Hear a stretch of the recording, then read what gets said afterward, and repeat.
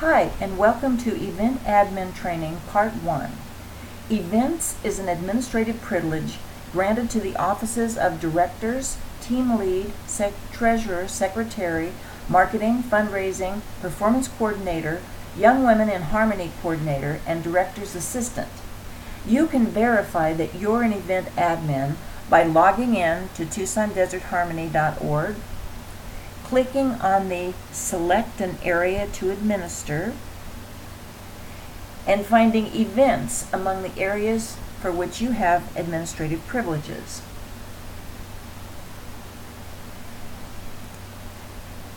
Click on Events to view the list of all events on the event calendar. Scroll down to the very bottom of the page. The export and import areas will be covered in a later training session, so please ignore those for right now. And notice that you can select all events to show up on a page, and you will see every event that's been scheduled for Tucson Desert Harmony. In order to search for a specific event, you can enter into the search box, let's say the name TEAM, and the application will immediately find all events that have the word team in their title. Scroll down to the bottom and select the box that says Reset Table to Defaults, and notice that the team search term has been removed.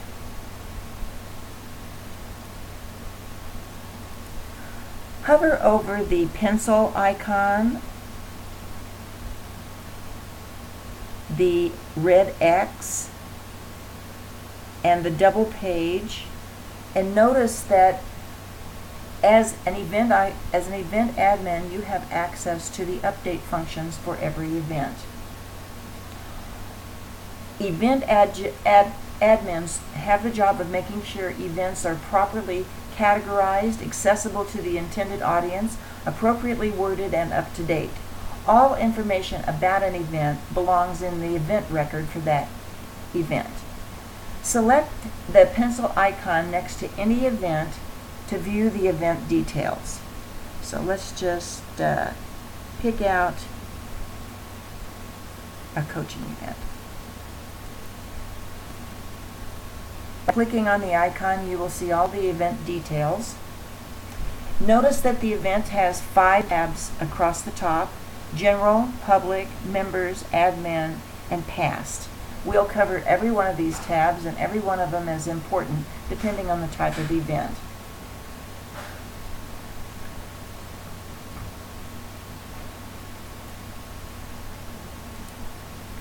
Click on the drop-down box next to Type of Event and see all of the event types that are possible for an event.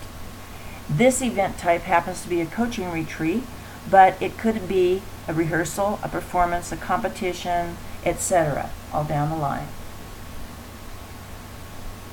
If you were a section lead or entering an event on behalf of a section lead, you would select the sectional rehearsal for the event type. Scroll down to the ensembles checkboxes and notice that all current quartets as well as Tucson Desert Harmony can be selected for an event. So just for fun, let's click on Cheaper Than Therapy and pretend that this event was for both ensembles. Click Save, and then we'll go back to the About. We'll hover over the About menu, click on Quartets, and see what effect this had on Cheaper Than Therapy. You'll notice that on their upcoming events section, we now see the Coaching with Judy Posgay front row only event, which obviously does not belong there, but any of their events can be entered as an event and it will show up on their calendar as well as an upcoming event, as well as on the main calendar. So click your browser back button to get back to the events administration.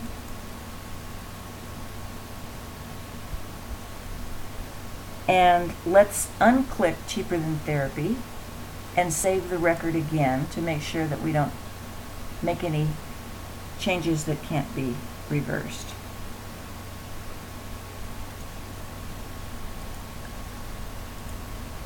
Back at the events detail page,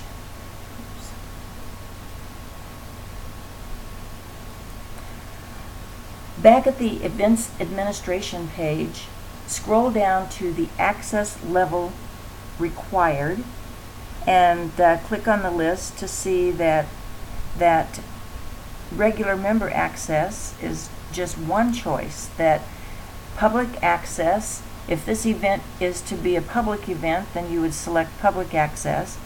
Limited member access will show this event only to prospective members. Regular member access, we all get to see it. And data administration access would be a case where the event admins had entered an event that was not quite ready for prime time and left it at data administration access only until they were satisfied that the event was properly worded and beautiful. Scroll down to the start date and start time fields and notice the familiar calendar widget. You click on the calendar widget and you get your choice of dates. You can change to a different date. When you select a date, like if we selected the day before, it automatically goes into the start date. Let's unselect that. The time widget, if you click on the clock widget, you'll see that this works the same as it does in other parts of the application, where you can select the hour and the minute, and when you're done, click that button and it will update the time of the start time. Let's put it back to where it was, 6:30.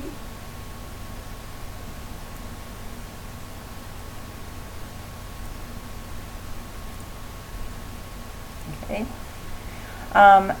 And scroll on down to finish date. You'll see that finish date works exactly the same that start date works.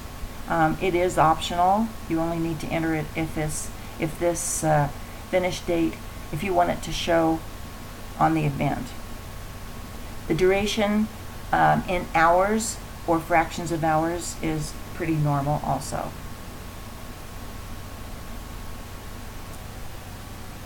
Just in case I changed anything on this event, I'm going to cancel out of it and say I want to leave the page, so none of my changes will take effect. And let's pick out another event. I'm going to enter the word free in the search box and come up with the Let Freedom Ring Military Salute, which is our fall production show. Again, click on the pencil icon to update this event.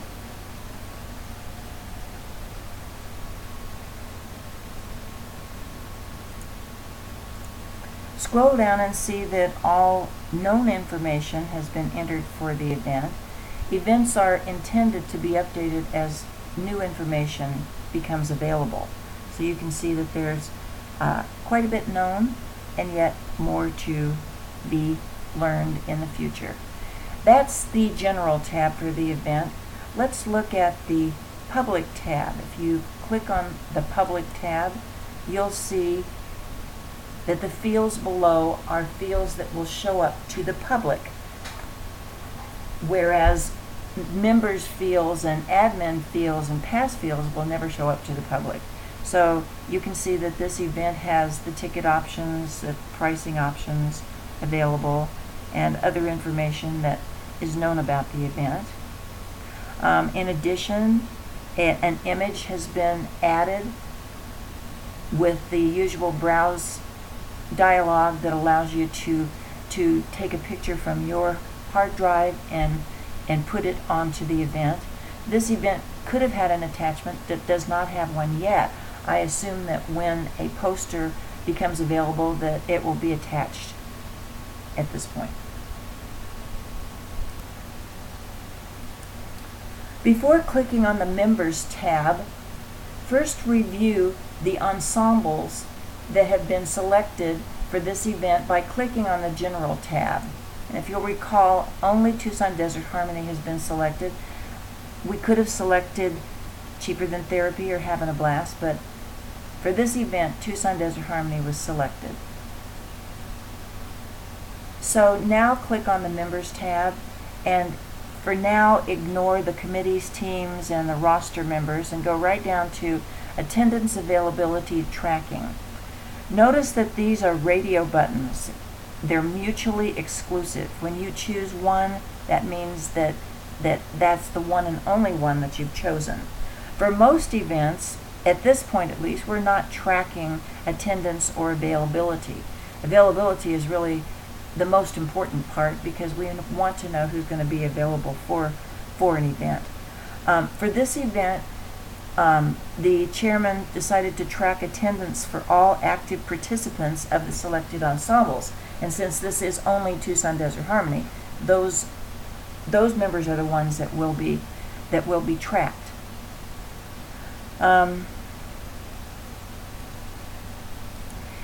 If you had selected track attendance availability for rostered members above, then you would have selected every person for this event that you wanted to track availability for.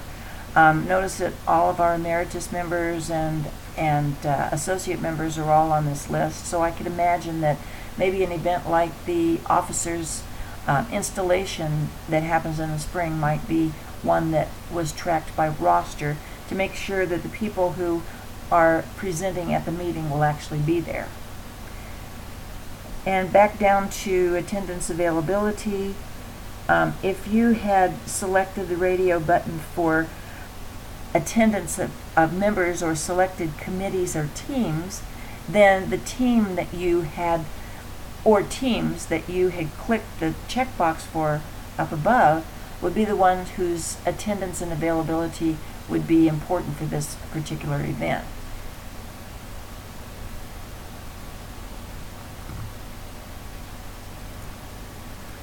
Scroll down to the Request Members to Indicate Availability ASAP.